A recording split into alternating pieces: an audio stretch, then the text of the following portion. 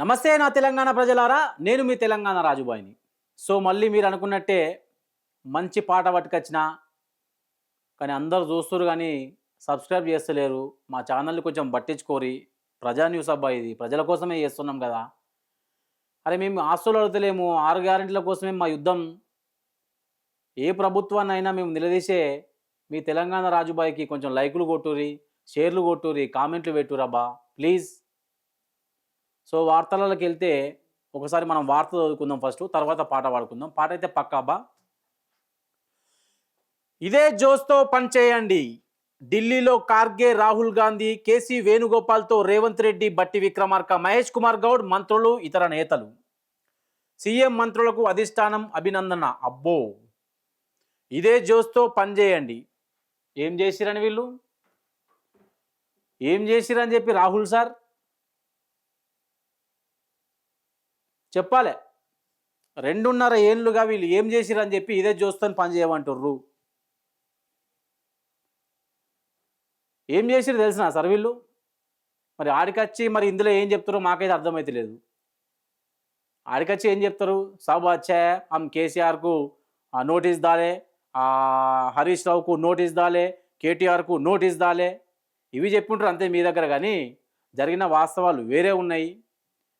ఇదే జోస్తో పని చేయమంటే మీరు ఏమంటున్నారంటే, వీళ్ళకి ఏం చెప్తున్నారంటే ఇక్కడ ఉన్న గవర్నమెంట్కు, ఇట్లనే తెలంగాణని సర్వనాశనం చెయ్యి, ఇట్లనే అన్నీ మళ్ళా చిన్న చిన్న గుడిసెలు ఉంటాయి కదా, పేదోళ్ళ గుడిసెలు ఊడగొట్టు, మన పెద్దోళ్ళ గుడిసెలు వద్దు, వీళ్ళకు రైతు బంధు ఇయ్యకు, రైతు బీమా జోలికి పోకు,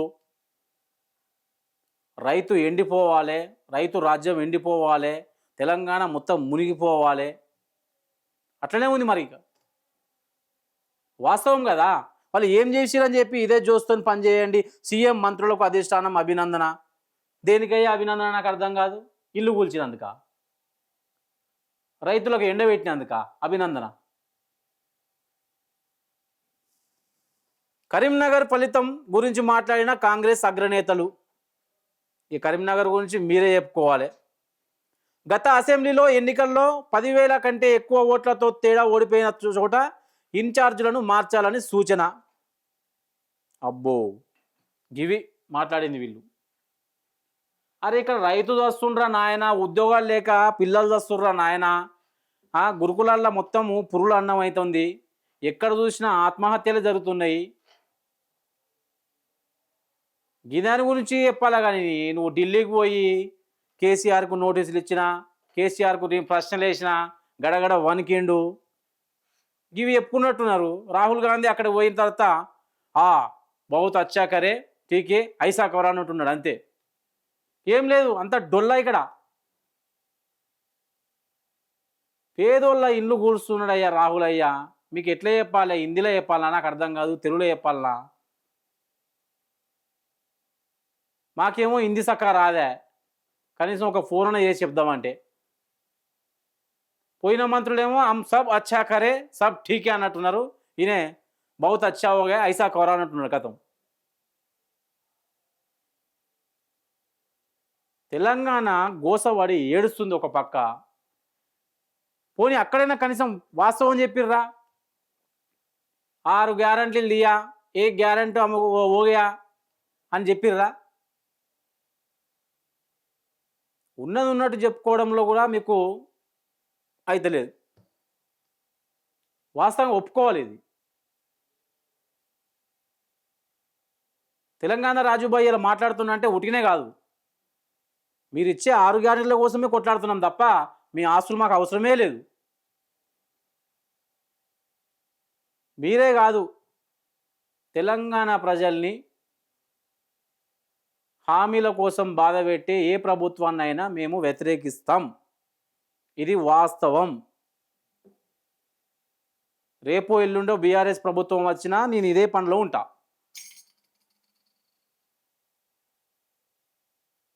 అలాంటప్పుడు హామీలు ఇవ్వకండి. మేము ఏ హామీలు ఇయ్యంరా నాయన, మేము తెలంగాణ మంచిగా చూసుకుంటాం, మమ్మల్ని గెలిపిరని చెప్పురి. ఎందుకు ఈ దొంగ హామీలు ఎందుకు మరి?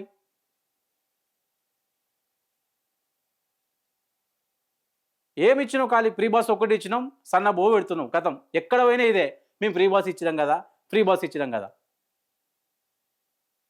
ఫ్రీ బస్ ఇస్తేవి అక్క చెల్లెలు కొట్లాడ పెడతీవి.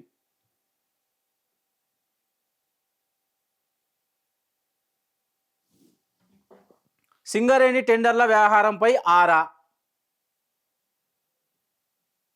ఈ సింగరేణి గురించి మాట్లాడితేనే నవ్వు వస్తుంది నాకు. సింగరేణిలో మొత్తం బొగ్గు ఆగం చేసిందే మీరు కదా, మళ్ళీ టెండర్లో ఆరైంది మీరు వచ్చినాకనే కదా ఈ కుంభకోమ అన్ని మొత్తం బయటపడాయి. దాని గురించే కదా ఈ మొత్తం అది ముందరాక సిట్టు కేసులా మొత్తం లొటబీస్ కేసులు అని చెప్పేసిర్రు. సో ఆగమవుతున్న తెలంగాణకు నా పాట రూపంలో ఒక చిన్న పాట పాడుతున్నా.